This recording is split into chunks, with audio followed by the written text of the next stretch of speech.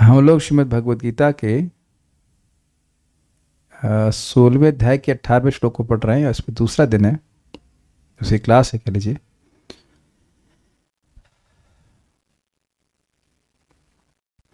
तो बात ये हो रही है कि इससे पहले के श्लोकों में भगवान ने कहा कि जो असुर लोग हैं वो यद्यपि वे यज्ञ भी करते हैं, यज्ञ करते हुए देखे जाते हैं, यज्ञ नहीं कर रहे होते, यज्ञ करते हुए दिखते हैं।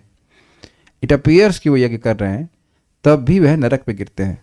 पतंते नरके शुचौ। तो व्यक्ति कोई ऑब्जेक्शन कर सकता है, ठीक है भाई, बाह्य यज्ञ आदि वो दिखावे के लिए कर रहे हैं तो उसकी वजह से उनको नरक जाना पड़ेगा। लेकिन अगर भगवान की भक्ति करें तो भक्ति तो दिखावे के लिए भी कोई करे तब भी नरक तो नहीं जाता है, क्योंकि मजाक में सांकेत्यम परिहासम व स्थूभम हेलनमेवा संकीर्ततम अघम पुंसो दहे दीदो यथानलह। बड़ा सुंदर श्लोक है। स्वयं वैकुंठ के पार्षद कह रहे हैं कि सांकेत्यम, क्या कर रहे हो, हरि बोल।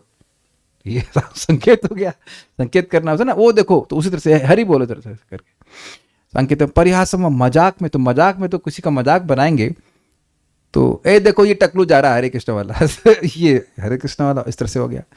तो अब उसके बाद परिहास हो गया, उसके बाद क्या हो गया, स्तूभम हो रामा हो या फिर वटेवर हरे कृष्ण हरे राम इत्यादि गाना पूरा करने के लिए कोई बोल दे, या हेला मतलब अरे ऐसे हरे कृष्ण वाले हैं, मतलब से कोई इधर कोई महत्व नहीं बुद्धि, उसकी महत्व बुद्धि ना हो, ऐसा करने से भी संकीर्ततम, सम्यक रूप से बोल रहे तो संकीर्ततम अघम पुंसाम दहे दीदो यथानला। जिस प्रकार से एध मतलब ईंधन को अग्नि जलाती ही है, कैसे भी डाल दिए, मजाक में डाल दीजिए या कैसे भी करके आप उसमें डाल दीजिए, तब भी अग्नि ईंधन को जलाती ही है।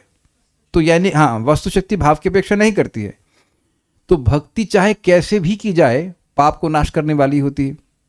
तो एक ऑब्जेक्शन रेज किया जा रहा है कि देखिए, अगर वो यज्ञ आदि जो अनुष्ठान है वहाँ वह ठीक से नहीं करते हैं तो उसका फल नहीं मिलेगा, अखरीट।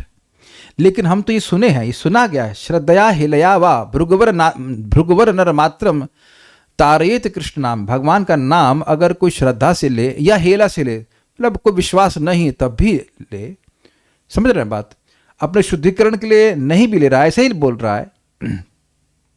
ओ यार, हरे कृष्णा बार कहाँ है मान लीजिए कोई अपने बार रेस्टोरेंट को हरे कृष्णा बोल दे या कृष्णा कुछ भी बोल दे, ऐसे करके। ये मैंने एग्जाम्पल दिया था कि वो एक मिलिट्री ऑर्गेनाइजेशन है, मतलब और not military organisation, terrorist organisation, तो बड़े गर्व से कहते हैं हमारा नाम बोको हराम है बोको हराम से है।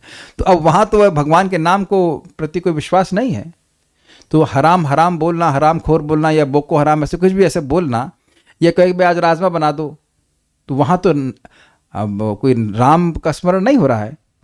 हलिम रिक्तम में हरि है ना, तब भी व्यक्ति के पाप नष्ट हो जाते हैं। तो यानी अब पाप नष्ट हो गए तो यमदूत स्पर्श नहीं कर सकता है।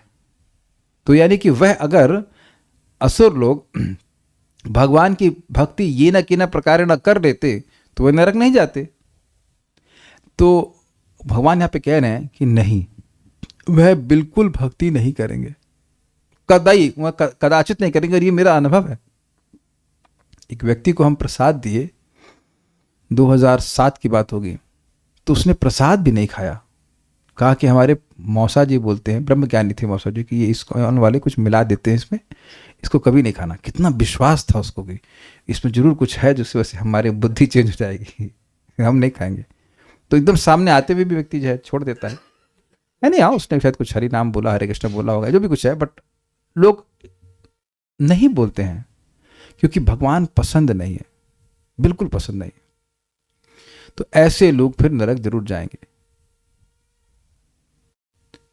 तो हम लोग इस पर कुछ लोग को बोलते हैं, अहंकारम बलम दर्पम कामम क्रोधम च संश्रिताः। अहंकारं बलं दर्पं कामं क्रोधं च संश्रितः। मामात्मपरदेहेषु प्रदिश्वन्तोऽभ्यसूयकाः। ममात्मपरदेहेषु प्रतिष्वन्तोऽभ्यसूयकाः। अहंकारम, टेबल क्यों हिल रहा है, ओके। अहंकारं बलं दर्पं कामं क्रोधं च संश्रिताः। अहंकारं बलं दर्पं कामं क्रोधं च संश्रितः। मामात्मपरदेहेषु प्रदिश्वन्तोऽभ्यसूयकाः। ममात्मपरदेहेषु प्रद्विषन्तोऽभ्यसूयकाः। बोलिए। अहंकारं बलं दर्पं कामं क्रोधं च संश्रितः अहंकारं बलं दर्पं कामं क्रोधं च संश्रिताः मामात्मपरदेहेषु प्रद्विषन्तोऽभ्यसूयकाः मामात्मपरदेहेषु प्रदिश्वन्तोऽभ्यसूयकाः। तो कहते हैं कि अहंकार को, बल को, अपने बल को, दर्प को, काम और क्रोध को, और च मतलब मात्सर्य, मात्सर्य मतलब दूसरे के उत्कर्ष हो रहा है तो उसको सहन नहीं कर पाना, इसका वह सम्यक रूप से आश्रय लेते हैं, इन सभी गुणों का आश्रय लेते हैं। ये कुछ समझते हैं कि आश्रय लेते हैं क्या मतलब होता है? देखिए यही भगवत गीता की अद्भुत बात है। मैं सब्जी लेके लौट रहा था, तब मैं सोचा था संस्कृता का क्या मतलब है। सुबह सोच रहा था कि पढ़ाना है, अरे संस्कृता आश्रय लेने का क्या मतलब है, काम का आश्रय लेने का क्या मतलब है?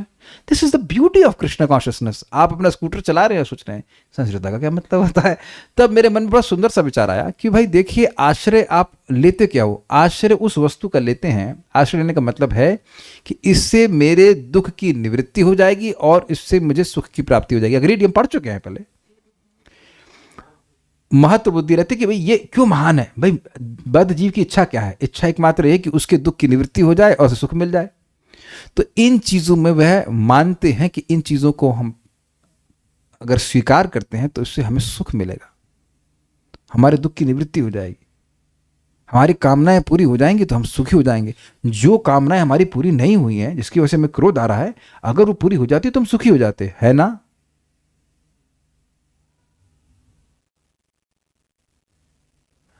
Is it not?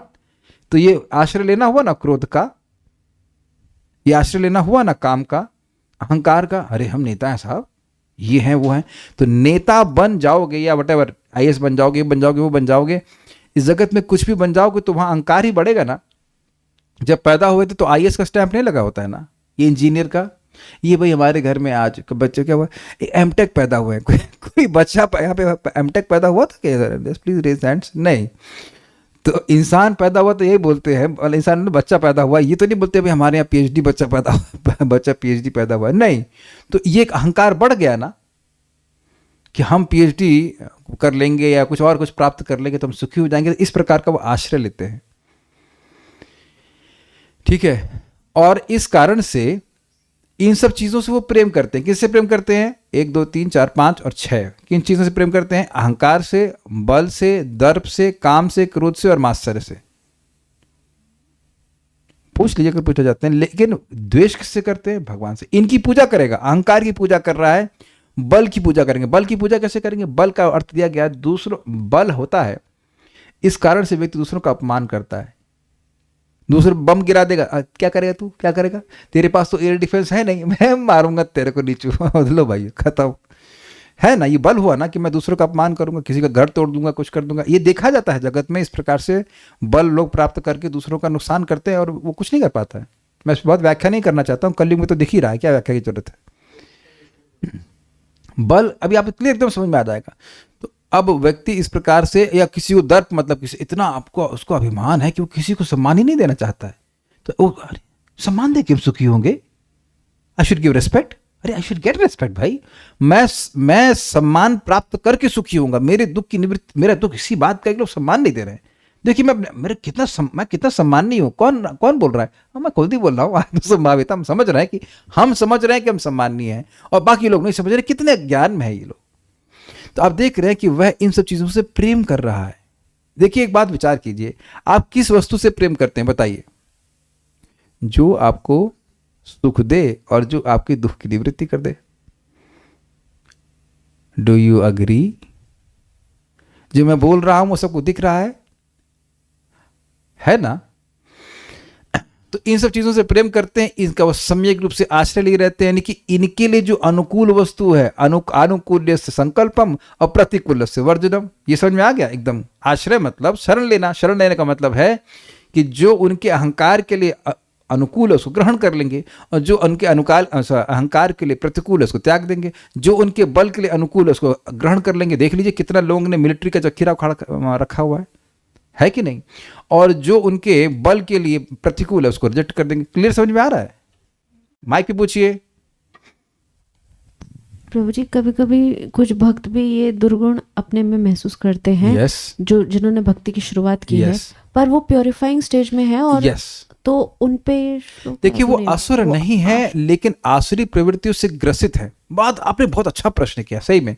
आज मैं इस पर रिफ्लेक्ट कर रहा था कि देखिए जब भी हम अपने शरीर में कोई दोष देखते हैं तो हम उसके लिए कोई अपनी की भर्सना नहीं करते हैं। अच्छा हाँ ये है परेशानी, ये हमको इसकी शिकायत है और व्यक्ति वैद्य के पास जाता है तो वो निश्चिंत हो जाता है कि वैद्य की कृपा से हम ठीक हो जाएंगे।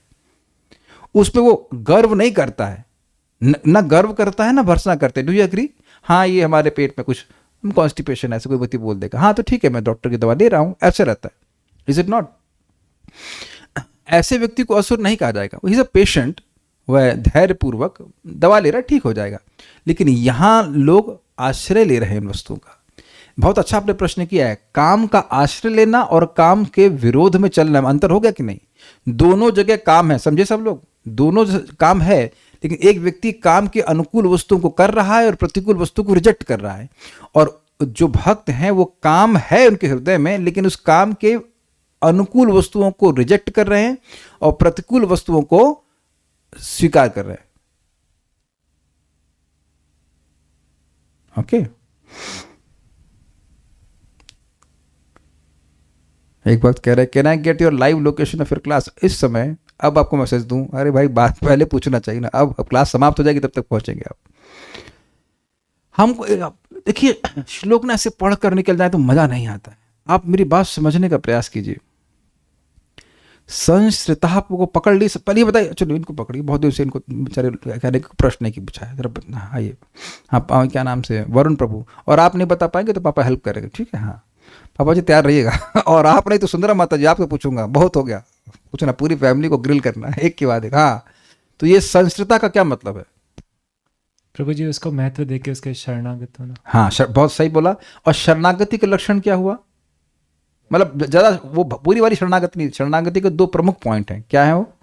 संस्कृत नहीं बोली, हिंदी बोली, मैंने क्या सुख दे रही है, मतलब जिसकी हम शरण लेते हैं उसको जो अच्छा लगे वो करते हैं और जो उसको अच्छा ना लगे वो नहीं करते। यही तो है ना अनुकूल और प्रतिकूल।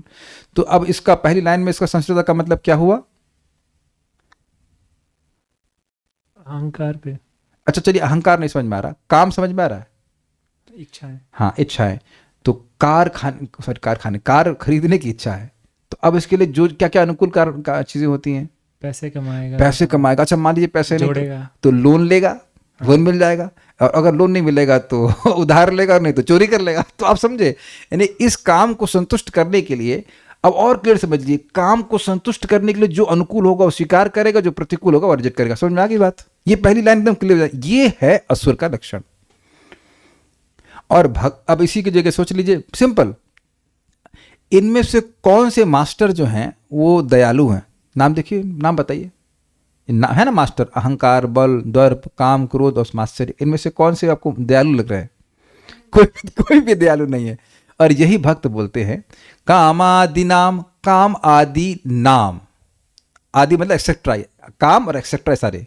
कामादि नाम कति न कतिधा पालिता दुर्निदेशास्तेषां जातमयि न करुणा नात्रपनोपशान्ति उत्सृज्यतामथ यदुपतेर सांप्रतम लब्ध बुद्धिर ताम शरणम आयतः माम नियुंक्ष्वात्मदासये। हे कृष्ण, मैंने कितने जन्मों तक इन काम आदि, समझ में आ गया, अहंकार, बलम, दर्प आदि, इनकी सेवा करी है और इन्हें कोई बड़ी शेमलेसली मैंने सेवा करी है। सेवक हूँ आपका और सेवा कर रहा हूँ इनकी। शर्म आने वाली बात है कि नहीं? और इनको भी मुझ पे कोई दया नहीं आई, कोई दया नहीं आई। लेकिन अब हे भगवान, हे यदुपति, मेरी बुद्धि जागृत हो गई है, मैं आपकी शरण में आया हूं, मुझे आपकी सेवा में नियोजित कीजिए। तो अब बिल्कुल आप क्लियर समझ रहे हैं कि एक आसुरिक वृत्ति को त्याग करके भक्त वास्तविक भक्त की बुद्धि को स्वीकार करके भगवान की शरण में जा रहा है। उम्मीद है कि मैं समझा पाया संस्कृता का अर्थ क्या है। तो इन्हीं को संतुष्ट करने में लगे रहते हैं, इन 6 मास्टरों को संतुष्ट करने में लगे हैं। इस कारण से माम आत्म परदेहिषु, माम मुझसे, जो आत्म अर्थात उनके और पर अर्थात अन्यों के देह में विद्यमान हूं, उनसे, उन भगवान से प्रदुष्यंतः प्रकृष्ट रूप से द्वेष करते हैं। मुझे काम पसंद है, मुझे कृष्ण पसंद नहीं है। मुझे क्रोध पसंद है, मुझे कृष्ण पसंद नहीं है। मैं कृष्ण की सेवा नहीं करूंगा, कृष्ण के अनुकूल जो भी होगा वह मैं नहीं करूंगा। ये आसुर की वृत्ति होती है। क्लियर हो गया? और अभ्यसूया, वह मुझ में दोष देखते हैं, ये एक अर्थ लिया गया था। दूसरा अर्थ क्या था? माम, मेरे प्रति, जो चक्रवर्ती पाद ने अर्थ लिया। आत्मा का मतलब आत्मपरा मतलब परमात्मा परायण, यानी कि जो भगवान श्री कृष्ण के भक्त हैं, भगवान विष्णु के भी जो भक्त हैं, वह उनके शरणागत होते हैं। तो उनके देहों में, उन भक्तों के देहों में भगवान विद्यमान रहते हैं। गोविंद तुम्हारे हृदय सदा गोविंद विश्राम। तो भगवान से द्वेष करने के कारण प्रदुष्यंता, वह भक्तों में अभ्यसूया, उनके गुणों में भी दोष देखते हैं। इस सुबह हमने चर्चा करी थी, अब हम आगे पढ़ते हैं। तो ये एक अन्वय हुआ था, अब आगे अन्वय हम देखते हैं। दूसरा अन्वय, मतलब देखिए, अन्वय का मतलब होगा कि शब्दों का तर्कपूर्ण क्रम और उसके अलग अलग अर्थ दिए जा रहे हैं। तो अन्वय तो वही है, लेकिन अर्थ अलग लेने की वजह से थोड़ा अर्थ जो अनुवाद निकलेगा वो अलग निकलेगा। अहंकारम बलम दर्पम कामम क्रोधम च संश्रिता, ये तो सेम रहा। अहंकार, बल, दर्प, काम और क्रोध का आश्रय लेकर आत्मा, अब देखिए, आत्मा मतलब स्वयं के, और पर तथा अन्यों के देहेषु अर्थात शरीरों में माम मतलब भगवान श्री कृष्ण अपने को बोल रहे हैं, मुझको, मेरे प्रति, जो कैसे हैं, नियामक और पालनकर्ता के रूप में स्थित मुझसे और मेरा प्रतिपादन करने वाले वेदों से प्रदुष्यंता अर्थात द्वेष करते हैं। ये अनुवाद प्रभुपाद ने लिया है। समझे आप बात? सभी के हृदय में भगवान रहते हैं। सर्वस्य चाहम हृदय सन्निविष्ट, क्लियर? मत्तः स्मृति ज्ञानम अपोहनम च, बड़ा स्पष्ट, देखिए बड़ा स्पष्ट है। सर्वस्य चाहम हृदय सन्निविष्ट, मैं सभी के हृदय में सन्निविष्ट हूं। तो वहां स्पष्ट बताया गया था कि परमात्मा के रूप में निविष्ट है, वो बैक्टीरिया के रूप में नहीं। हो सकता है कि हमारे हृदय में कुछ बैक्टीरिया भी हो सकता है कि कोलेस्ट्रॉल के पार्टिकल्स भी हो, मतलब मेरी बायोलॉजी इतनी स्ट्रांग नहीं है, बट इट्स क्वाइट पॉसिबल। वो स्टंट वंट लगते हैं तो कुछ उसमें घी भर जाता है समथिंग, तो हृदय में घी भरा हुआ है तो whatever, तो वह तो नियम नहीं कर रहा है ना आपको।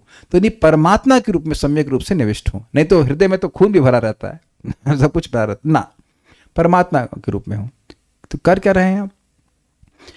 मत्तः स्मृति ज्ञानम अपोहनम च, भाई साहब, अगर स्मृति ही नहीं हो, ज्ञान ही नहीं हो और विस्मापन भी नहीं हो, विस्मरण भी नहीं हो, तो आदमी करेगा क्या? कल सुबह उठ करके किसी असुर को भी ये ना पता चले कि भाई ब्रश करना है कि क्या करना है, बाथरूम कैसे जाते हैं, यह भी ना पता हो तो जिएगा कैसे? उसे क्या खाना है यह भी ना पता हो तो कैसे जिएगा? तो भगवान का उपकार असुर के ऊपर भी है कि नहीं? उसके हृदय में बैठे हुए हैं, जबकि उनसे वो विद्रोह कर रहा है। तो इन भगवान के प्रति वह द्वेष करता है। और दूसरा, बड़ी इंटरेस्टिंग बात है, बहुत इंटरेस्टिंग बात है, कि द्वेष करता है ये कैसे मालूम चले? कोई कहे कि हम तो कृष्ण झगड़ा नहीं कर रहे हैं। तो जो वेद हैं, जो भगवान की महिमा का प्रतिपादन कर रहे हैं कि कृष्ण भगवान हैं, उनसे द्वेष करता है। ये ऐसा क्यों कह रहे हैं कि कृष्ण भगवान है? जैसे लहसुन की महक पता है ना आप लोगों को, कहीं लहसुन रखा रहे, मैं एग्जाम्पल दे रहा हूँ अजीब सा, लेकिन लहसुन कहीं रखा रहे तो उसकी आ जाएगी महक आपको। कोई लहसुन चबा करके आए और आपको बोले हरे हरे कृष्णा, तो आपको समझ में आ जाए कि भाई साहब क्या चबा के आए। अग्रीड? एकदम स्पष्ट एग्जाम्पल है कि क्या खा के आए हो। आपको पूछने की जरूरत भी नहीं क्या खा के आए हो। कहे कि नहीं मैं अभी जो है वो मिंट खा के आऊंगा। विश्वास करेंगे आप? नहीं करेंगे। ओके, मिंट मतलब पुदीना। तो अब एकदम स्पष्ट है कि ये बंदा लहसुन चबा के आया है। क्यों? सुगंध से मालूम चल रहा है, सुगंध से स्पष्ट है। आप कहेंगे ये एग्जाम्पल क्यों दे रहे हैं?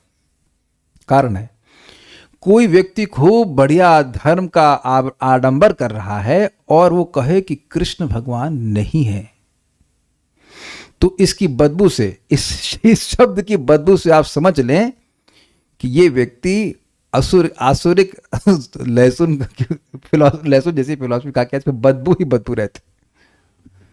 आप लोग प्लीज हमें क्षमा कीजिएगा, हम ऐसा एग्जाम्पल दे रहे हैं, लेकिन मैं एक बदबूदार वस्तु की बात बोल रहा हूँ कि बदबू से ही आप समझ लेंगे ना इस पे तो बदबू ना। यद्यपि आपको वो उसके मुंह में लहसुन नहीं दिख रहा है, लेकिन उसकी खुशबू से समझ में आ जाए कि ना यार बदबू आ रही है, खाया है गलत। समझ में आ गया बात? तो अब प्रभुपाद कहेंगे कैसे जाने की कोई इतना लायक है? जो कृष्ण का शरणागत नहीं है वो असुर है। अब ये शास्त्रीय वचन है, जी हाँ। द्वभूत सर्गो लोकस्मिन दैव आसुर एव च, ये तो गीता का श्लोक है, लेकिन और भी है। हाँ, इसी तरह से शुरू हो रहा है, इसी अध्याय का इसी तरह से शुरू होता है। द्वभूत सर्ग लोकस्मिन दैव आसुर एव च विष्णु भक्त स्मृत दैवा आसुरस्तत् विपर्यः। दो ही प्रकार के लोग हैं, एक असुर और एक देवता। जो देवता हैं वो भगवान विष्णु के भक्त हैं, और जो भगवान विष्णु से विपर्य या विपरीत चलते हैं या देवताओं के विपरीत हैं, मतलब उनके विपरीत आचरण करते हैं, तो वह लोग असुर हैं। यानी देवता की उपासना करने वाले भी असुर ही कहलाए जाते हैं अगर वो विष्णु के अगेंस्ट चलते हैं। कुछ लोग देवता की उपासना करते हैं लेकिन विष्णु के प्रति सम्मान रहता है कि भगवान है, लेकिन ऐसा अगर सम्मान नहीं है तो वह असुर ही कहलाते हैं। Is it okay? इस बात को थोड़ा समझने का प्रयास कीजिए। कोई आतंकवादी है उसको काहे आप बुरा मानते हो? कोई चोर डकैत है काहे बुरा मानते हो? क्योंकि भले ही वह प्राइम मिनिस्टर को जाके गोली ना मारे लेकिन उनकी आज्ञा नहीं मानता है। Do you agree? इसीलिए पनिशमेंट होता है ना। क्या सारे डकैत अब सेंध मारते हैं तो प्राइम मिनिस्टर के घर पे ही मारते हैं? नहीं, लेकिन जो आज्ञा, जो लॉ प्रधानमंत्री या राजा के द्वारा दिया गया है उसको नहीं मानते हैं। काहे माने? ये भावना है ना। Do you agree with this? तो यानी कि भगवान से द्वेष करने का मतलब है एक तो भगवान से द्वेष करना, और दूसरा जो वेद भगवान की महिमा का वर्णन कर रहे हैं उससे भी द्वेष करना।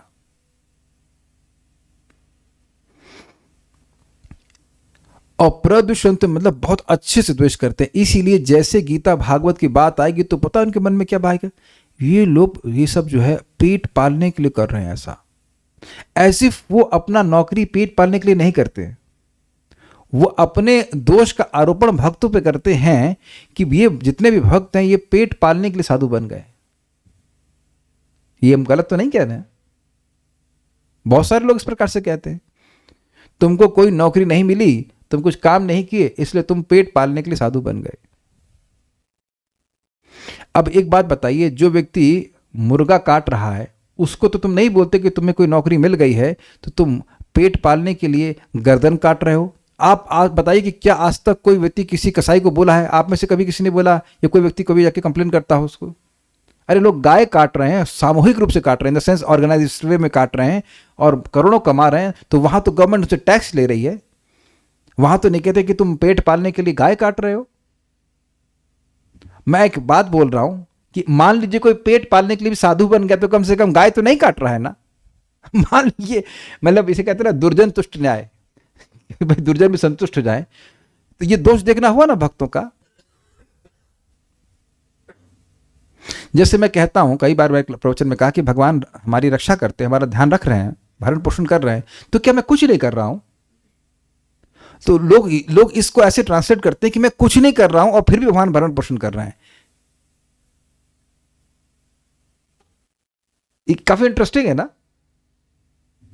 मैं कुछ भी नहीं कर रहा। अरे भाई, जो भी भक्त भगवान का प्रचार कर रहे हैं, कोई भी भक्त कर रहा है, जो मान लो कि गीता पुस्तक दे रहा है, कुछ भी कर रहा है, तो वह भगवान को संतुष्ट करने वाला कार्य कर रहा है। तुमको दिखाई नहीं पड़ रहा कि कुछ कर रहा है।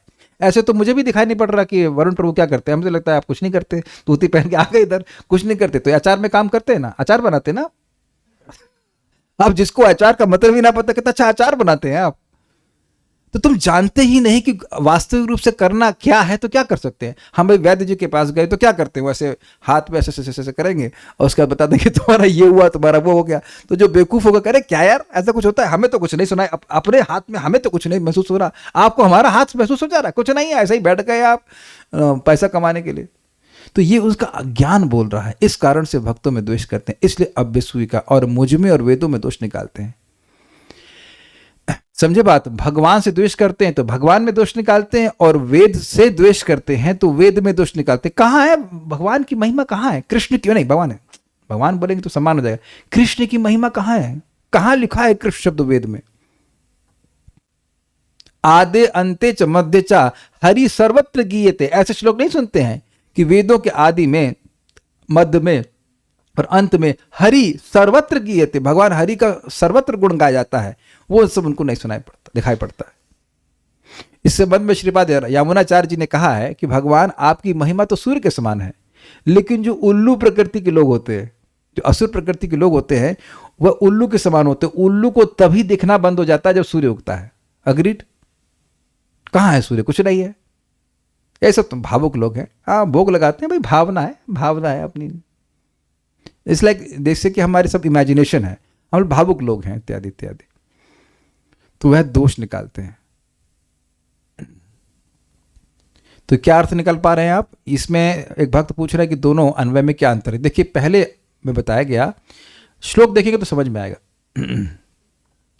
बाकी पहला लाइन तो क्लियर है, अहंकारम बलम दर्पम कामम क्रोधम संस्कृता। इसका इन सबका आश्रय लेकर पहले अर्थ ये निकला कि माम, मुझसे, जो कि आत्मपर देहिषु, आत्मपरायण अर्थात परमात्मा परायण यानी भगवान के शरणागत भक्तों की देह में निवास करता हूं, उससे वे द्वेष करते हैं, भगवान से द्वेष करते हैं। इस कारण से भक्तों में अभ्यसूय अर्थात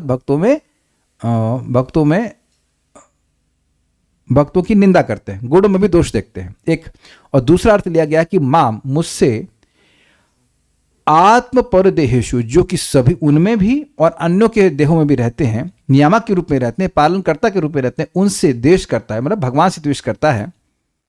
और माम का अर्थ भी लिया गया है कि मुझसे और जो मेरा, माम मतलब मेरे, है ना, माम का मतलब ये होता है ना, माम मुझसे और मेरे मतलब मेरे महिमा कहने वाले वेदों से भी द्वेष करता है। इस कारण से अभ्यसूय का यानी मुझ में दोष निकालता है और वेदों में दोष निकालता है। अब देखिए, वेदों में दोष निकालना मतलब क्या हुआ, मैं एग्जाम्पल समझाता हूं। देखिए, इसका एक मुख्य कारण है, मुख्य तरीका है अर्थवाद का आरोप करना। समझ रहे हैं? अब जैसे लिखा है कि एक ही नाम, भागवत में स्पष्ट है कि एक ही नाम अनंत जन्मों के पापों को नष्ट करता है। अयम ही कृत निर्वेशो जन्म कोटि अहंसामपि यद व्याजहार विवश नाम सस्तयनम हरे। बिल्कुल स्पष्ट लिखा हुआ है, लिखा है, विष्णुदूतों ने कहा है कि अयम ही, ये निश्चित ही, अयम ही मतलब निश्चित ही, अयम यानी ये अजामिल जिसको आप महापापी मान रहे हो, इसने निश्चित ही, अयम ही कृत निर्वेशो, इसने प्रायश्चित कर लिया है। तो यमदूत कहे प्रायश्चित कर लिया है, कब किया? करोड़ों जन्मों का प्रायश्चित कर लिया। तो एकदम यमदूत उछल गए, एक जन्म का, एक पाप का प्रायश्चित नहीं किया और कहते करोड़ों जन्मों का कर लिया। तो ये होना आश्चर्य, कैसे कर लिया? तो कह रहे हैं कि यद व्याजहार विवश, जब इसने विवश अवस्था में बोला, यद व्याजहार मतलब बोला, क्या? नाम स्वस्तयनम हरि, एक नाम, वन नेम, नाम स्वस्तयनम, जो स्वस्ति का, जो कल्याण का अयन अर्थात भंडार है, उस भगवान के नाम को बोला। कौन से नाम को? हरे हरे कृष्णा कृष्णा कृष्णा हरे हरे, हरे राम राम राम हरे हरे। तो अब असुर लोग कहेंगे भैया ये तो नाम बुलवाने की ट्रिक है, ये तो जो जैसे बोला जाता है कि अब ये कर्मकांड है, तो इसमें अतिशयोक्ति लगा रखी है कि देखो तुम अब ये कोई यज्ञ, अमुक यज्ञ करोगे और तुम कृष्ण चंद्रायण व्रत करोगे और तुम चतुर्मास करोगे, ये करोगे वो करोगे, तो तुमको हमेशा हमेशा के लिए स्वर्ग की प्राप्ति हो जाएगी। तो ये वास्तविक रूप से अतिशयोक्ति है, क्योंकि स्वर्ग शाश्वत रूप से नहीं है। इस बात का खंडन ज्ञान कांड करता है कि स्वर्ग शाश्वत नहीं है।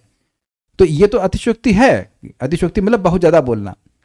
लेकिन जब भगवान के नाम की महिमा बताई जा रही है, तो देखिए पहली बात है कि नाम की महिमा असीमित है, इसलिए उसको कोई पूरा ही नहीं बोल सकता, तो ज्यादा बोलने की बात ही क्या है। जैसे भगवान असमूर्ध्व हैं, ना तो कोई उनके समान है ना उनसे कोई अधिक है, ऐसे ही भगवान का नाम भी है। तो अब जिसके बारे में, जिसके बराबर नहीं बोला जा सकता, उसमें यह आरोप करना कि ये ज्यादा बोला गया है, नाम के प्रति द्वेष है कि नहीं, आप माम की जगह नाम लगा दीजिए। नाम के जो परायण भक्त हैं उनसे नाम में वह दोष करते हैं, अरे हरिनाम से तो ना सब कुछ हो जाएगा, और नाम की महिमा प्रतिपादित करने वाले ग्रंथों के प्रति भी उनका अनादर बुद्धि रहती है। अरे ये तो सब ऐसे बोल दिया गया है, इसलिए दोष निकालते हैं। जबकि देखिए शास्त्र क्या कहता है कि जिसने नाम बोलने की इच्छा भी करी है उसका सम्मान ब्रह्मा जी करते हैं, वो तो सम्मान ब्रह्मा जी करते हैं मधुपर्क बना करके। It's not amazing?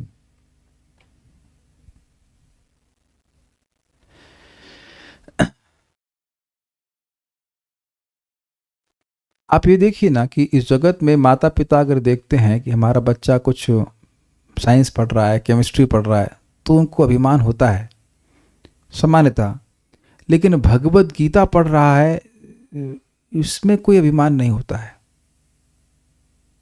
बल्कि वो मतलब हीनता का अनुभव करते हैं। ये कुछ लोग बोलते हैं आप इंजीनियरिंग करके भी भक्त बन गए, आप इंजीनियरिंग करके भी भगवान पे विश्वास करते हैं। ऐसा लग रहा है इंजीनियर, भगवान गीता में कहते हैं भाई सब लोग मेरे शरण में आ सकते हैं, इंजीनियर नहीं आ सकते। ऐसा बोला गया कि नहीं? बड़ा अच्छा बोला। हमारे वरुण प्रभु कह रहे हैं कि उनको वो लोग कहते हैं, बड़ा अच्छा पॉइंट उन्होंने पकड़ा कि लगता है कि कोई हादसा हो गया होगा कि संग, इसलिए उस दुख में आकर के ये भजन करने लगे। Is it not? नहीं तो इंजीनियर होकर के आदमी पैसा कमाएगा कि क्या करेगा?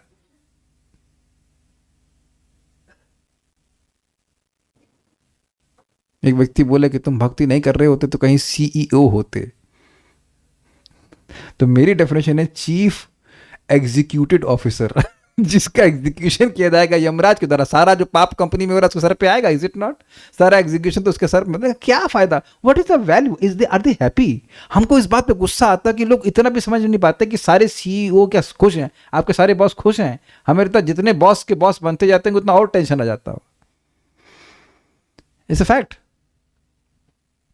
आप लोग को चिंता तो नहीं ना कि जैगवर खरीदा है कि नहीं? जैगवर समझते हैं आप? जैगवर नहीं, मिराज।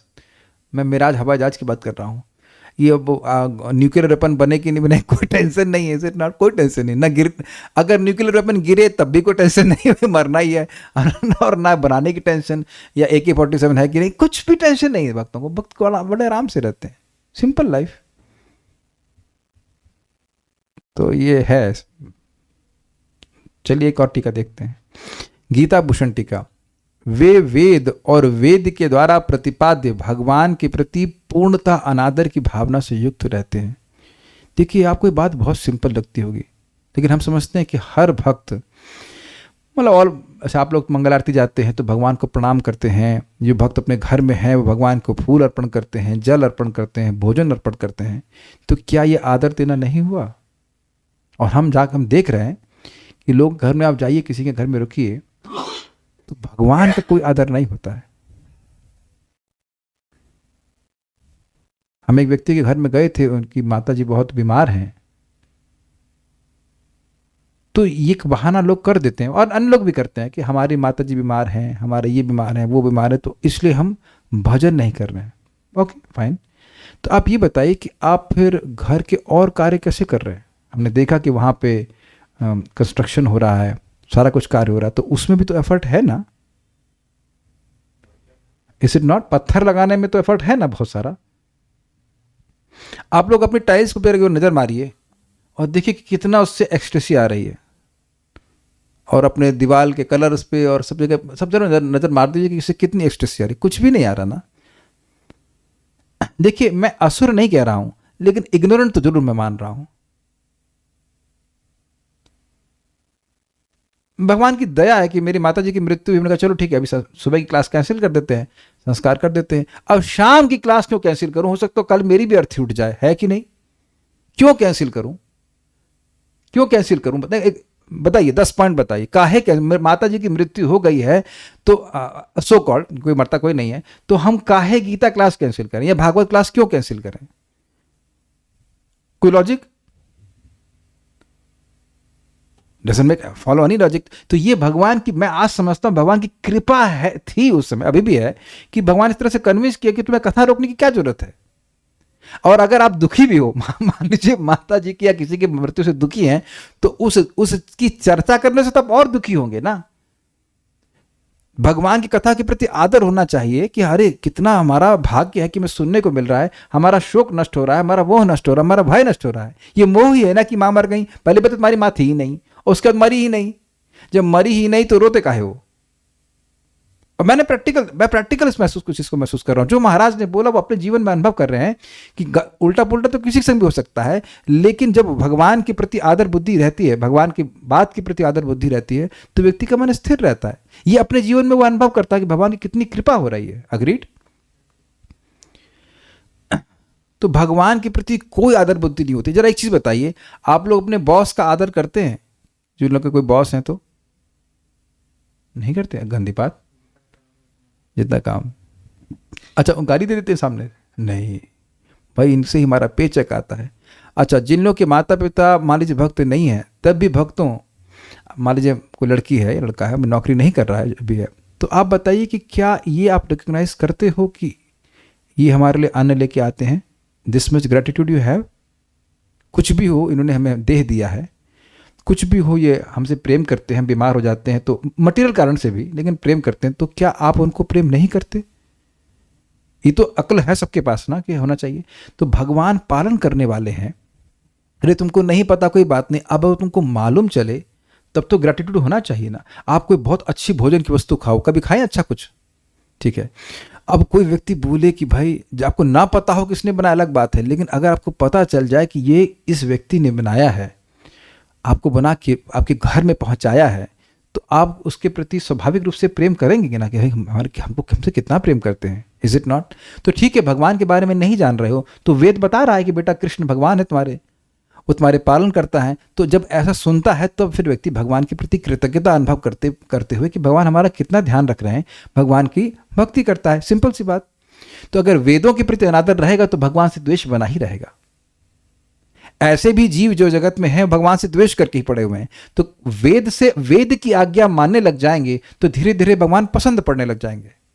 लेकिन वेद के प्रति भी द्वेष है तो भगवान फिर नहीं अच्छे लगने वाले। इसलिए दो प्रकार के लोग हैं जो भक्ति नहीं कर रहे हैं। एक हैं इग्नोरेंट, कहते हैं बालिश, उनको पता नहीं भगवान के बारे में, और दूसरे हैं असुर। तो प्रीचिंग रियली हमको करनी है बालिशों को। भले वो ठीक है, बद्धजीव तो है, भगवान से द्वेष है उसका, लेकिन वह आप जब भगवद गीता की बात बताएंगे तो उसको अच्छा लगेगा। ये से टेस्ट है, आप जब गीता की बात बताएंगे उसको अच्छा लगेगा और फिर वह अपने को रेक्टिफाई करने का प्रयास करेगा। लेकिन असुर को जब आप भगवान की बात बताएंगे तो उसे खराब लगेगा। मैं एग्जाम्पल आपको देता हूं, माता जी लोग समझ पाएंगे, आप अभी थोड़ा नहीं समझ पाएंगे, बता रहा हूं। महावीर प्रभु कुकिंग किए, आप खाना बनाए कभी? तो आप लोग अनुभव किए होंगे कि सरसों का, नहीं तो आप एक्सपेरिमेंट करना, सरसों का तेल लेना और उसमें आप जीरा डालना, और जो हींग है ना वो पानी में घोल के डालना थोड़ा संभल करके, तो आप देखेंगे ऐसा करके होता है। तो आपको ऐसा अगर रिएक्शन मिलता है, मदन मोहन प्रभु कुक अच्छे, समझ रहे हैं मैं क्या कह रहा हूं, तो आप क्या करते हो, पीछे हट जाते हो समझे आप? तो समझ रहे ना मैं, एकदम मुंह पे आ जाता है। तो वही वाला बात है कि अगर आप किसी को भगवान की बात बताएं, क्या बात कर रहा है, वो एकदम उसको मिर्ची लग जाए तो ना ना ना, इसको अभी नहीं बताना है। लेकिन वही दूसरी तरफ सिंपल सा कोई व्यक्ति होगा, भगवान के बारे में बताइए, वो बड़े खुश होते हैं, आपने हमें भगवान के बारे में बताया, वो और खुश होते हैं। तो उन ऐसे लोगों को बताना चाहिए। तो बताना सबके सभी में हींग का झोंक मारना चाहिए, लेकिन देख लेना चाहिए कि रिएक्शन क्या हुआ है। समझ रहे रिएक्शन क्या पॉइंट है? वेद की बात को, भगवद गीता की बात को बिल्कुल अस्वीकार करेगा तो वहां आप चुप हो जाइए, दूर हो जाइए, just no need to go further on that point. Gita Bhushan टीका, वे वेद और वेद के द्वारा प्रतिपाद्य भगवान के प्रति पूर्णतः अनादर की भावना से युक्त रहते। पूर्णतः अनादर मतलब एकदम झूठ है ऐसा बोलते हैं, बिल्कुल असत्य है। विचार कीजिए, कहीं आपने किसी ने कुछ आपको बात बोली, उसमें कुछ सत्य है और कुछ झूठ है, तो कुछ आदर है आपका। आप ये देख रहे हो कि इसमें ये बात सत्य है और ये बात सत्य नहीं है। मैं एग्जाम्पल आपको देता हूं, बड़ा मजेदार, समझ में आ जाएगा कौन। मैं वही नोएडा में था, कल नहीं परसों की क्लास थी, शाम को मैंने कहा था भाई बल्ब लग जाएंगे तो वीडियो ठीक बनेगा। तो मैंने इलेक्ट्रीशियन को बुलाया, तो उसने फ़ोन किया कि प्रभु जी वो होल्डर 120 रुपये का, हमने बहुत दिन से चेक नहीं किया। मैंने ठीक है ले आओ 3। उसके बाद उसने 3 होल्डर लगाए और एक सॉकेट लगा दिया, बिल बनाया 2300 रुपये कौन आए। तब मेरी नजर के, हमने कहा ये क्या, वो सोच रहे बाबा जी हैं। हमने कहा भैया मंदिर का हम पूरा मेंटेनेंस डिपार्टमेंट देखते थे तो वहाँ सब उस वक्त मालूम रहता था कि क्या प्राइसेस है। फिर मैंने चेक किया अमेजोन पे 30 रुपये का था होल्डर और दे रहा है 120 रुपये। अब आप देखिए कि जहाँ मैं देख रहा था पहले बड़ी आदर बुद्धि थी उस व्यक्ति के प्रति, कितना अच्छा व्यक्ति है, देखो कितना सेवा कर रहा है, तुरंत आके सामान लगाने के लिए ठंड पे। अब समझ में आ कि भाई ये तो चीटिंग ही कर रहा है। अब मैं इस पॉइंट को समझा रहा हूँ, ये चीटिंग ही कर रहा है। फिर एक एक चीज़ को पकड़ा तो 4 गुना प्राइस लगा के बोल रहा है। फिर मैंने कहा बताओ उस व्यक्ति को, और क्या बल्ब जो है 15 वाट का 340 रुपये का। हमने कहा है हमने तो 50-50 वाट के बल्ब खरीदे, सस्ते आते हैं, उससे तुम इतना सब महंगा लगा रहे हो। फिर वो बोलता है नहीं, वो दुकानदार बोला मैंने गलती से लिख दिया, मैंने गलती से लिख दिए, तुम 4 गुना प्राइस गलती से लिख दिए। तो आप देख रहे कि मेरा अनादर बढ़ता जा रहा था। समझे आप बात? 1 झूठ, 2 झूठ, 3 झूठ, बार बार मैं कैंसिल कर दूँ। अब आप समझ गए ना सारी इक्वेशन से। तो व्यक्ति जब मानने को ही तैयार नहीं कि कृष्ण भगवान है, वेद सही बोल रहे हैं, तो उसको वेद की सारी बात झूठी लगेगी। समझ गए बात? I think it's very clear by this example. और वो किसी बात को स्वीकार नहीं करेगा, कहेगा ऑर्डर कैंसिल, हमारा पैसा वापस करो, हम तुम्हारी बात नहीं सुनने वाले। अब आप कहेंगे ऐसा कोई उदाहरण है? जी हाँ है। हरिदास ठाकुर जी को गोवर्धन मजुमदार और हिरण्य मजुमदार, ये रघुनाथ दास गोस्वामी जी के मतलब माता चाचा हैं और पिताजी हैं, वो नाम देख लेना कौन से कौन हैं। तो नाम की महिमा कहने के लिए हरिदास ठाकुर जी को बुलाया गया और वहां पे बात हुई कि नाम की महिमा क्या है। तो कहते हैं, कुछ लोग कहते हैं नाम से पाप नष्ट होते हैं, कुछ लोग कहते हैं नाम से मुक्ति मिलती है। तो हरिदास ठाकुर जी कहते हैं कि नहीं, ये नाम का मुख्य फल नहीं है, क्योंकि नामाभास से ही, मतलब जो मैंने बताया ना सांकेत्य परिहास इत्यादि, उसी से सारे पाप नष्ट हो जाते हैं, उसी से मुक्ति मिल जाती है। तो अब इस पे गोपाल चक्रवर्ती, नाम क्या है? गोपाल। तो गोपाल चक्रवर्ती ब्राह्मण है, वह कहता है देखो विद्वानों की सभा में कहां से इस भावुक को लेके आ गए, कौन इसको बुलाया है इस तरह से, बेसिकली जबकि उसे स्वामी ही बुलाए थे। अगर तुम समझो अगर नामाभास से मुक्ति नहीं होती है तो मैं तुम्हारी नाक काट लूंगा। तो हरिदास ठाकुर जी ने कहा देखिए आप इतना गर्म, मतलब ऐसे नहीं बोले, आप इतना मतलब परेशान क्यों हो रहे हैं, मैं नहीं कह रहा हूं, शास्त्र कह रहा है। शास्त्र कह रहा है कि नामाभास से, सांकेत्यम परिहासम वाला श्लोक था, और भी बहुत सारे श्लोक हैं, अभी मैंने वो बहुत सारे श्लोक भागवतम के हैं, वो कहते हैं कि इससे न सिर्फ पापों से मुक्ति मिलती है अपितु जगत से, संसार से भी मुक्ति मिल जाती है नामाभास से ही। नाम का मुख्य फल तो प्रेम है, भगवान कृष्ण के प्रति प्रेम प्राप्त करना है, और प्रेम के आगे मुक्ति अत्यंत तुच्छ फल है।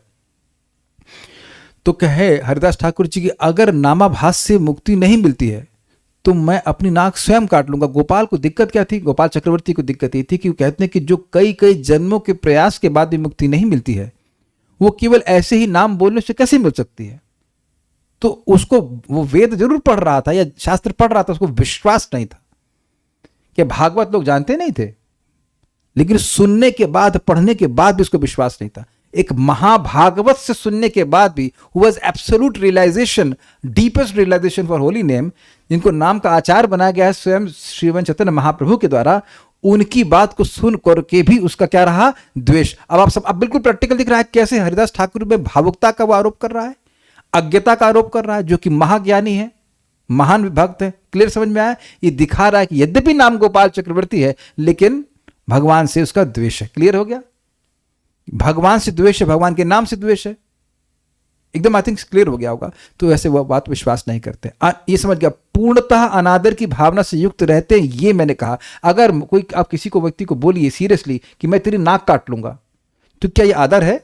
ये पूर्णतः अनादर है। और किसी महान भक्त के प्रति तो बहुत बड़ा अनादर है। हुआ ये कि कुछ दिन के बाद, 3 दिन के अंदर ही उसको गलित कुष्ठ हो गया और उसकी चंपा, चंपा समझते, चंपा फ्लावर, सुंदर नाक थी चंपा जैसी, वो गल के खत्म हो गई। कितना भद्दा लगता होगा। तो काम ही तुम भद्दा किए हो। ये मैं पूर्णता अनादर की भावना से युक्त होते हैं, ये मैं समझाने का प्रयास कर रहा हूं।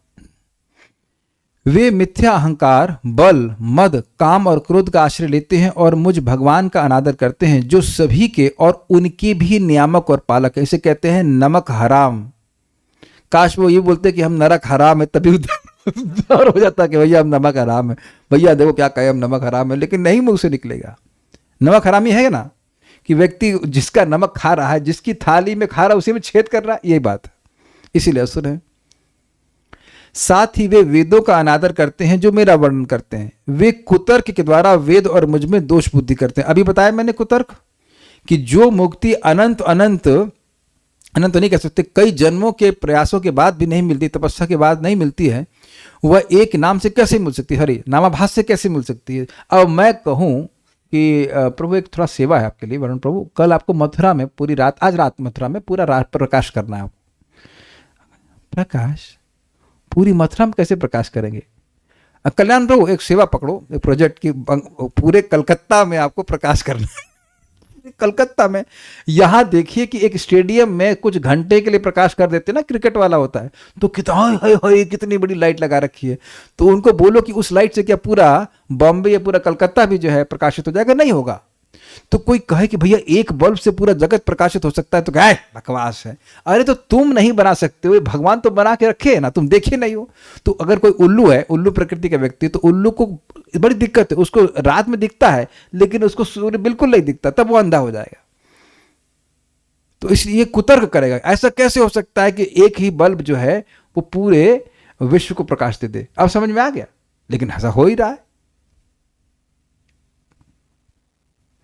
उनके मिथ्या अहंकार के कारण वे ऐसा कहते हैं कि मैं ही स्वतंत्र रूप से सब कुछ कर रहा हूं। ठीक है, यानी कि इस प्रकार से वे अहंकार का आश्रय ले रहे हैं। मैं ईश्वर हूं, ईश्वर हो हम, अहम भोगी मैं हूं, कोई नहीं, मुझे कंट्रोल करने वाला कोई भी नहीं है। दूसरा, बल का आश्रय लेना मतलब मैं ही पराक्रमी हूं, यह बल का आश्रय लेना है। मेरे टक्कर में कोई है ही नहीं भाई। जैसे मैंने एग्जाम्पल दिया था एक बॉक्सर का, उसका नाम था Muhammad Ali, I am the greatest. उसके बाद ऐसे कर रहे थे, उसके बाद ऐसे ऐसे बुढ़े हो गए तो उनका हाथ गिलास तक पकड़ने का सामर्थ्य नहीं था। अब तुम्हारा बल कहाँ चला गया? ऐसा होता है ना, पहलवान लोग अपना बल बनाते रहे, स्ट्रांग हो जाते हैं, या अन्य लोग भी अपना पराक्रम बना रहे हैं, जैसे कि जरासंध, जैसे कि क्या नाम था, कंस। मेरे सामने पराक्रम वाला कौन है? कौन? मैं सबको मार दूंगा, सबको खत्म कर दूंगा।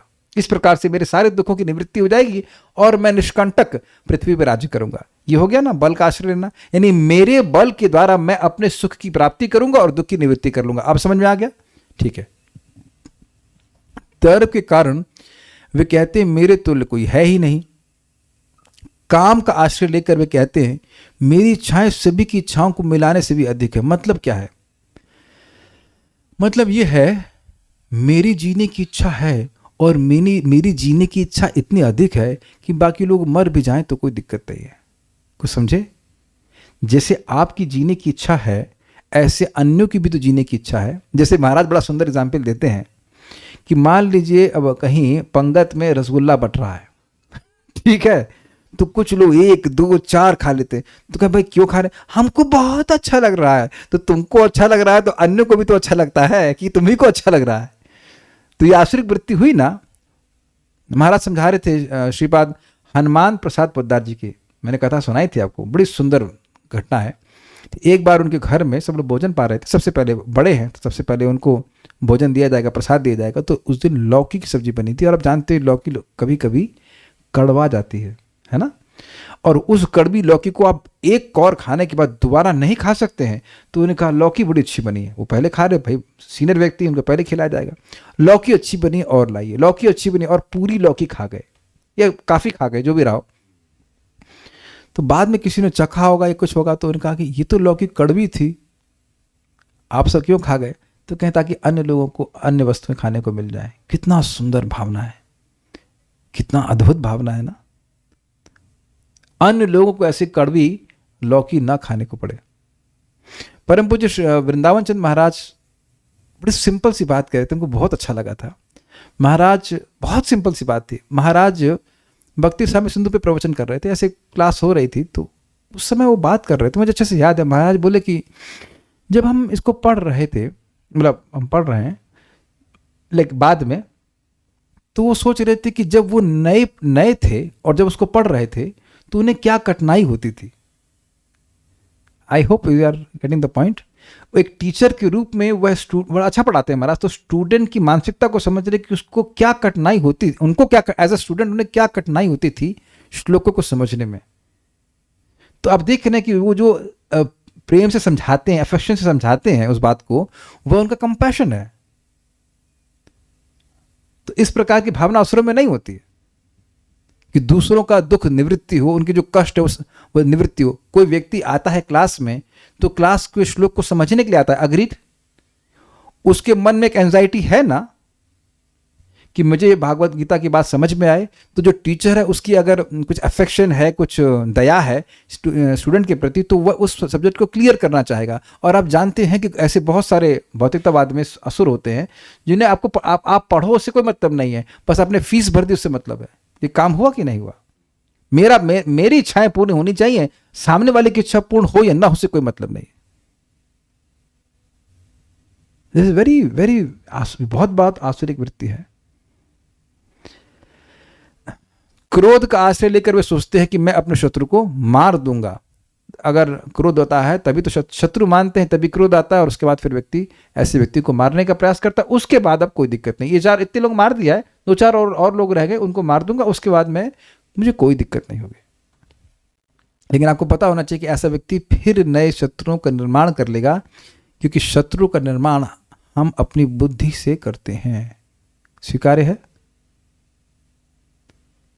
ये समझ में आया? डाइजेस्ट हुआ? ये डाइजेस्ट हुआ कि नहीं हुआ? शत्रुओं का निर्माण हम अपनी बुद्धि से करते हैं। शत्रु कोई नहीं है, हम मान लेते हैं कि शत्रु है। Very good. असली शत्रु को शत्रु मानते नहीं है। काम क्रोध, ये इंटरेस्टिंग पॉइंट है। अहंकारम बलम दर्पम कामम क्रोधम च और मास्टर, ये शत्रु है। इनको ये रिपु बोले गए, षड रिपु हैं, इनको मान नहीं रहा है शत्रु, और अन्य लोगों को शत्रु मान रहा है। और ये बात भागवत में बोली कि एकमात्र हमारा जो अपवित्र मन है वो हमारा शत्रु है, और कोई शत्रु है ही नहीं। और इसको आपने गीता में भी सुना है, क्या है? बंधुरात्मात्मनस्तस्य ये नात्मा भूल गया 6ठे अध्याय में, कि जिसने अपने मन को संयमित कर लिया है तो मन उसका सबसे बड़ा बंधु है, और जिसका मन उसके संयम में नहीं है वो उसका सबसे बड़ा शत्रु है। और ये शत्रु क्या करता है? खुद को शत्रु के रूप में नहीं दिखाता है, जिनका वाकई कोई खास हमसे मतलब नहीं है उनको शत्रु बना के बैठ जाता है। जैसे फॉर एग्जाम्पल, एक कोई व्यक्ति आपका अपमान कर रहा है तो आपका शत्रु हुआ कि नहीं? कह दीजिए कि अगर आपका कोई अपमान कर रहा हो तो उसके प्रति शत्रुता की भावना नहीं आती। भले आप उसको अपना शत्रु ना माने, लेकिन यह जरूर मानेंगे कि वह मेरा शत्रु है, मतलब वो मुझसे शत्रुता कर रहा है। भले आप उसे बदला ना लेना चाहे इत्यादि इत्यादि, लेकिन आप मानेंगे कि यार ये हमको इतना परेशान कर रहा है इत्यादि इत्यादि। जबकि वो केवल वही डिलीवर कर रहा है जिसका ऑर्डर मैंने किया था। आज मैं किसी का अपमान करता हूं तो घूम करके मेरे पास आना है कि नहीं आना है? तब काहे कंप्लेन कर रहे हैं? सिंपल। तो हम खाली बात ये कर रहे थे कि इस प्रकार से ये व्यक्ति क्रोध का आश्रय लेता है कि ये मेरा शत्रु है, हनिष्य चापरानपि इत्यादि, कि इतने लोग को मैंने मार दिया है, बाकी लोग को भी मार दूंगा, और इस प्रकार से मैं सुख का अनुभव करूंगा। लेकिन एक बात विचार कर लीजिए, इन सभी का आश्रय लेकर के क्या कोई सुखी हुआ है? क्या वो आज तक सुखी हुआ है? कितना अमेजिंग है कि जो कार्य करके हम कभी सुखी नहीं हुए, उसमें ये मानना कि ये हम आगे करके सुखी हो जाएंगे। फॉर एग्जाम्पल हम लोग कुछ जीरो ऑयल कुकिंग कर रहे हैं, तो खिचड़ी में थोड़ा सा तीखा था, तो अब आप कल भी खिचड़ी में तीखा डाले हुए नहीं, ये सब मज़ा नहीं आया ना, ठीक है, अच्छा नहीं है, हम कुछ चेंज करें। Is it not? करते हैं ना, आप लोग खाना बनाती होंगे तो कुछ नई चीज़ ट्राई करी, स्वाद नहीं आया, अन्ना ये कुछ अलग चेंज करेंगे। लेकिन सोचो कोई व्यक्ति इतना मूर्ख हो कि एक ही तरह से बना रहा है, उसको भोजन में आनंद नहीं मिल रहा है, और फिर वैसे ही बनाए, तो बेवकूफ़ी कहलाएगी कि नहीं? तो आसुरिक प्रवृत्ति में व्यक्ति लगातार काम भोग में पड़ा हुआ है, वो उससे केवल जलन ही अनुभव कर रहा है, फिर भी व्यक्ति उससे निवृत्त नहीं होना चाहता है। तो ये उसका बेवकूफ़ी है जो इस प्रकार से इन 6 चीज़ों के प्रति आश्रय ले रहा है। कोई व्यक्ति अपने शत्रुओं का दोस्त मान के आश्रय ले तो कि शत्रु उसे प्रेम करेगा? वो तो खंजर ही भोंकेगा ना। तब तो ये आश्रित प्रवृत्ति, अगर आप देखें तो असुर अपने ही अहित के लिए कार्य करते हैं, दूसरों का तो करेंगे ही, वो अपना ही अहित करते हैं। ओके,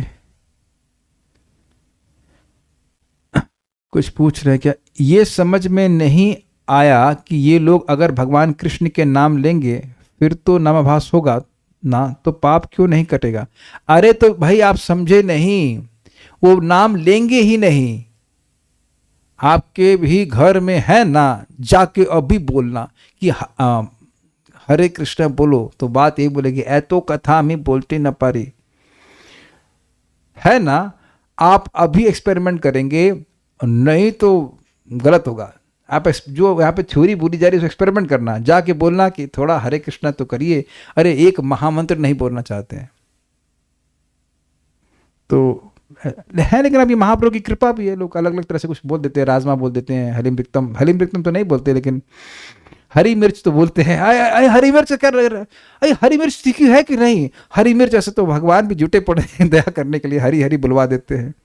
हाँ, माइक पे बताइए, कुछ नहीं। अच्छा, मतलब कुछ अगर आप माइक पे बोलना चाहते हैं तो कोई, इसका मतलब है कोई चीज़ व्यक्ति जो बात बोल रहे हैं वो सुनने योग्य है, और नहीं बोलना चाहते तो ठीक है, रिकॉर्ड हो जाएगा ना। असुर लोग कैसे दुखी होते हैं? अय तेरी, यार 16वें अध्याय के बाद भी आपको समझ में नहीं आया कि यही संस्पर्श जब होगा? आप ही बताओ, क्रोध का आश्रय लेकर के, काम का आश्रय लेकर कोई सुखी हुआ है आज तक? अब ये तो पूरा मतलब रामायण समाप्त हो गया। कहे कि रावण कौन था, सीता कौन थी? महाराज थोड़ा समझने का प्रयास कीजिए क्या बोला जा रहा है। इन 6 रिपुओं का, शत्रुओं का आश्रय लेकर के इन्हीं की सेवा करता रहेगा तो आज तो कोई सुखी हुआ है? इस समय अगर कोई व्यक्ति टीवी सीरियल देख रहा होता तो क्या सुखी होता है? देखो एक प्रैक्टिकल बात सोच लो, प्रैक्टिकल देख लीजिए। हमारे बगल में एक माता जी रहती हैं, डिवोटी हैं, तो बोले कि हम दिन भर कब तक फोन चलाते रहेंगे, यानी फोन पे जो भी देखती हूँ, टीवी देखती हूँ, कुछ भी देखती हूँ, आई डोंट नो, टीवी मतलब न्यूज़ देखती हूँ, कुछ भी देखती हूँ, उससे कहाँ संतुष्टि मिल रही है? 1 घंटे का वीडियो बना, 1 घंटे की, 1.5 घंटे की मूवी बनाने के लिए लाखों रुपए खर्च करते हैं, है कि नहीं? सॉरी, हम सॉरी, लाखों, करोड़ों, और करोड़ों में चला जाए, डॉलर्स खर्च करते हैं। तो क्या लोग उससे सुखी होते हैं? अगर सुखी हो रहे होते तो जीवन, पूरे विश्व में केवल एक ही पिक्चर बनी होती, उससे लोग सुखी होते रहते। और आप देखिए कि भगवत गीता तो वही है ना, उसकी ये भगवत गीता स्क्रिप्ट चेंज तो नहीं हो रही ना। आप लोग पढ़ाएंगे, आप लोग जब अपनी भगवत गीता की मूवी बनाएंगे तो यही स्क्रिप्ट रहेगी ना, है ना? प्रभुपाद ने मूवी बनाई, गीता पे मतलब तात्पर्य लिखे हैं। चक्रवर्ती पाद ने बनाई मूवी समझ रहे हैं ना? स्क्रिप्ट भगवान ने लिख दी है, उस पर लोग मूवी बनाए जा रहे हैं। मैं भी बना रहा हूँ मूवी, आप लोग भी बनाइए, तो स्क्रिप्ट तो वही रहती है ना। उसका प्रेजेंटेशन अलग अलग तरह से हो जाता है, लेकिन स्क्रिप्ट तो वही रही ना मूल। और क्या लोगों को सुख मिलता है? मिलता है, इज इट नॉट? लेकिन आप देखो कि आप प्रैक्टिकल देखो, फोन लोग चलाते हैं, नेक्स्ट नेक्स्ट नेक्स्ट, यानी किसी में भी सुख नहीं मिल रहा है। जैसे भोजन में सारी वस्तुएं हैं, बहुत अच्छी बात है, लेकिन किसी में नमक नहीं है। जिसमें नमक होना चाहिए उसमें नमक नहीं है, जिसमें चीनी होनी चाहिए उसमें चीनी नहीं है। तो आप हर चीज को चखोगे, फिर नेक्स्ट नेक्स्ट। कभी अनुभव हुआ इस तरह से आप लोगों को कि कुछ 5-10 चीजें हैं, आप चखे, अरे क्या है, नेक्स्ट, ठीक है, नेक्स्ट, इतने में भूख आपकी समाप्त है, क्या बना दिया। अग्रीड? तो इसी तरह से लोग अपनी इंद्रियों को भगवान से हटा करके एंगेज करना चाहते हैं, आश्रित प्रवृत्ति है, लेकिन उससे संतुष्ट नहीं हो रहा है। उम्मीद है कि आप समझ गए होंगे। समझ गए हैं तभी तो गीता क्लास में आए हैं, नहीं तो कुछ और कर रहे होते अभी। हम जानते हैं कि टीवी सीरियल नहीं देखना चाहिए, और अनुभव भी होता है कि इसमें कोई टेस्ट नहीं है। कद्वा कद्वा क्या होता है? ये कद्वा मुझसे ही यदा कद्वा, और संस्कृत बोलना ठीक है, यदा कदा मुझसे इससे सुख नहीं मिल रहा है, फिर भी कभी कभी गिर जाते हैं, तो ये भी आश्रित प्रवृत्ति है। ठीक है, ठीक ही है, टीवी सीरियल में क्या रखा है? ओह मैं तुमसे बहुत प्यार करती हूँ, बेवकूफी बातें होती। I mean it's not really exciting. कुछ दिन के बाद भगवान कथा से सब समाप्त हो जाएगा। That has to be there. मैं पूरे विश्वास, अभी आप लोग अब पढ़ के आना आगे की टीकाओं को, पूरे विश्वास के संग कह सकता हूं कि आपने वो जिंदगी में वो बातें नहीं सोची। देखिए, अगर मैं नहीं सोच सकता तो आप लोगों ने तो कभी नहीं सुनी होगी, क्योंकि आप लोग शायद, बहुत से लोग गीता को पढ़े नहीं होंगे, सब टीकाओं को। I was absolutely astonished. मैं आपको एक सैंपल दे रहा हूँ, ममात्म परदेहेषु। अब बस थोड़ा सा हिंट दे रहा हूँ कि क्या बोला गया है। भगवान उस आत्मा अर्थात असुर के हृदय में है, उसका पालन कर रहे हैं। वो भगवान से प्रेम नहीं कर रहा है, वो अपने बच्चों से और अपनी पत्नी से प्रेम कर रहा है। अग्रीड? कयादू से प्रेम कर रहा है, प्रहलाद से प्रेम कर रहा है। तो भगवान उसकी पर अर्थात उसकी पत्नी और बच्चों के हृदय में भी हैं, उसका पालन कर रहे हैं, जो उसके प्रेमास्पद हैं। अग्रीड? तो जो मेरे प्रेमास्पदों की प्रेम को पालन करे, क्या वो मेरा प्रेमास्पद नहीं होना चाहिए? लेकिन प्रदूषणता था। मजेदार है ना अंडरस्टैंडिंग? कुछ समझ में आया आपने क्या कहा? मैंने क्या कहा? आप चलो भगवान से प्रेम नहीं कर रहे, ठीक है, तो आप अपने बच्चे से तो प्रेम कर रहे हो ना। आपकी देह और गेह में है ना अंडरस्टैंडिंग, बड़े अच्छे हैं, बड़े अच्छे, मेरी पत्नी बड़ी अच्छी, मेरे बड़े बच्चे अच्छे हैं। तो यह तो तुम देखने का सामर्थ्य होना चाहिए कि तुम अपनी पत्नी का पालन नहीं कर रहे हो। अगर उसके पेट में कुछ होता है, खाना खाती, तो वो तुम उसको हजम नहीं कर रहे हो। तुम्हारे बच्चे की जान तुम नहीं बचा रहे हो, भगवान बचा रहे हैं। शास्त्र सुनेगा तो समझ में भी आती है कि हमारी पत्नी, हमारे बच्चे सब जो है स्वस्थ होकर रह रहे हैं। अग्रीड? तो तुम अगर अपनी पत्नी और बच्चों से प्रेम कर रहे हो, तो जो उनका पालन कर रहा है उससे प्रेम करना चाहिए कि नहीं करना चाहिए? लेकिन उससे तुम द्वेष करो। ये लॉजिकल है? ये लॉजिकल है? ये इलॉजिकल है। तो देखिए कितना सुंदर अर्थ है। तो क्या आपको हम चैलेंज कर सकते हैं कि इस तरह की बातें क्या कहीं आप किसी असुर के प्रवचन में मिल सकती हैं? ये तो महान भक्त ही हैं जिस प्रकार से बताएंगे। ये मेरा कुछ भी नहीं, मैं तो खाली पढ़ के मैं चमत्कृत हूँ, वाह what understanding, is it not, is not amazing understanding.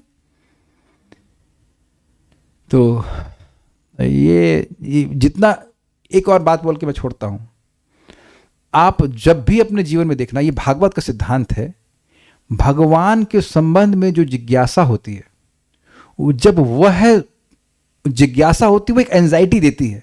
इसका मतलब क्या है? लेकिन वो एंजाइटी मीठी एंजाइटी है, समझ रहे हैं? कुछ नहीं समझ में आ रही है बात, तो वो मीठी सी एंजाइटी है, समझ में क्यों नहीं आ रहा? जैसे मैं सोच रहा था संस्कृत का मतलब क्या है, तो ऐसा नहीं मैं अब हृदय में भारी अनुभव कर रहा हूँ कि मतलब ना, बट जब उसका अंडरस्टैंडिंग क्लियर हुई तो बहुत संतुष्टि होती है। एक व्यक्ति हाथ खड़ा करे कि जो जिससे मेरी बात नहीं समझ में आई, आप भगवान के बारे में किसी जिज्ञासा से युक्त है, यार ये भगवान की बात समझ में नहीं आ रही है, तो क्या दुखी होते हो? नट दुखी नहीं होते हैं, शोक से प्रभावित नहीं होते हैं, कुछ मन वहां फंसा रहता है कि ऐसा क्या है क्या? लेकिन जब उसका अच्छा क्लियर अंडरस्टैंडिंग मिलती है तो संतुष्ट होते हैं कि नहीं होते हैं? अगर जिज्ञासा ही नहीं तो मैं क्या कह सकता हूं। लेकिन एक माता जी ने एग्जाम्पल देता हूं, मुझसे पूछा कि अधोक्षज का क्या अर्थ होता है, तो मैंने अधोक्षज का अर्थ बता दिया कि जिनके, आप जानते हैं अर्थ क्या होता है।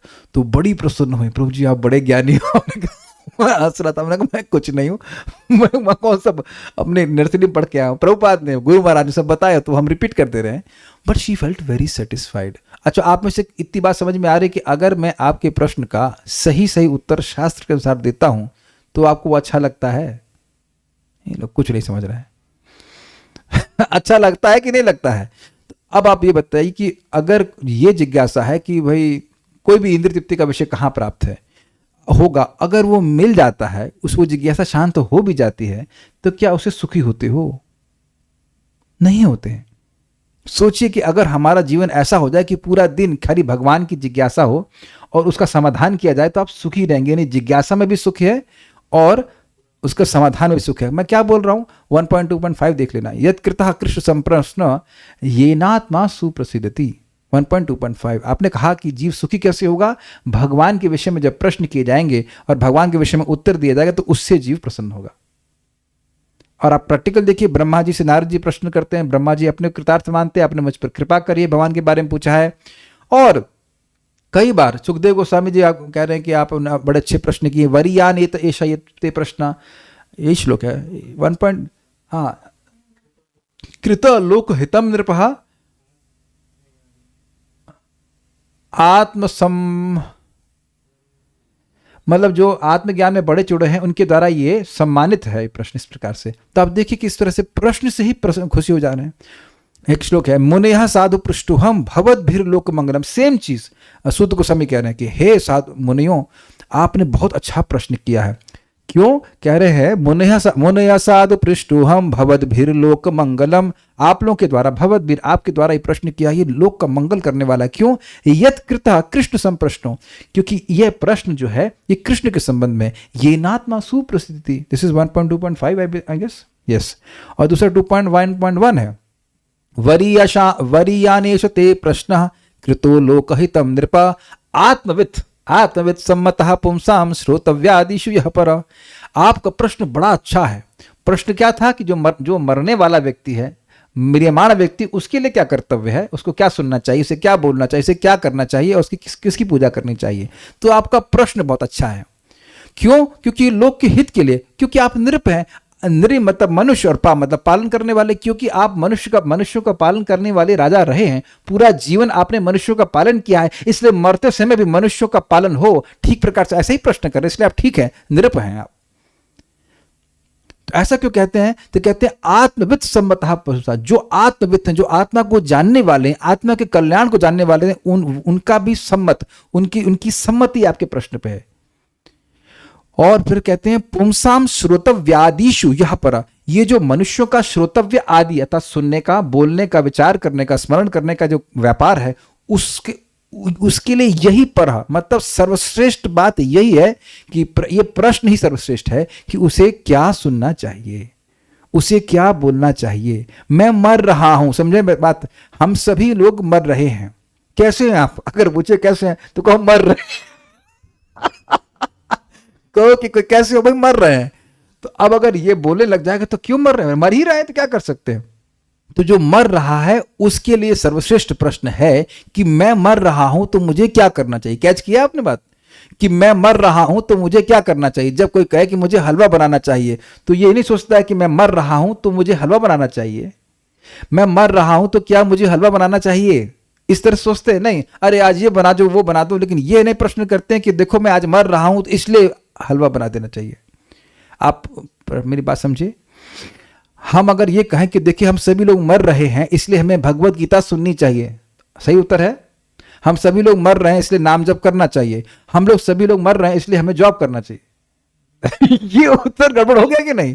हम सभी लोग मर रहे हैं इसलिए हमें जॉब करना चाहिए, हम सभी लोग मर रहे हैं इसलिए हमें बंगला बनाना चाहिए। तो ये उत्तर गलत जा रहा है कि नहीं, ये असंतुष्ट करने वाला है कि नहीं, क्योंकि ये हमारी मृत्यु को नहीं टालता है। I hope it's very clear. तो इस प्रकार हम बात कहाँ से कहाँ लेके चले गए थे, कहाँ से कहाँ लेके गए थे, प्रश्न क्या था। हाँ, तो ये था कि मैं बता रहा था कि जो सीरियल आदि हैं उसमें जिज्ञासा होती है। आज वो हीरोइन अपने हीरो से क्या कहेगी तो उससे जो सुनने वाला है उसको कोई लाभ नहीं होगा। तो एक अभ्यासवश व्यक्ति करता है कि हाँ कुछ मिल जाएगा, धीरे धीरे करके भगवान की भक्ति करके ही बिल्कुल absolutely indifferent to all this things. इसका एक बहुत बढ़िया तरीका है कि व्यक्ति इंगेज रहे, भगवान की सेवा में इंगेज रहेगा। तो अभी देखते हैं सीरियल, एक मिनट पहले ये थोड़ा काम कर लें, अभी ऐसे करके फिर व्यस्त रहता है। Okay, don't worry too much about it, to stop now. Shrimad Bhagavatam की जय, श्रील प्रभुपाद की जय, निताई गौर प्रेमा।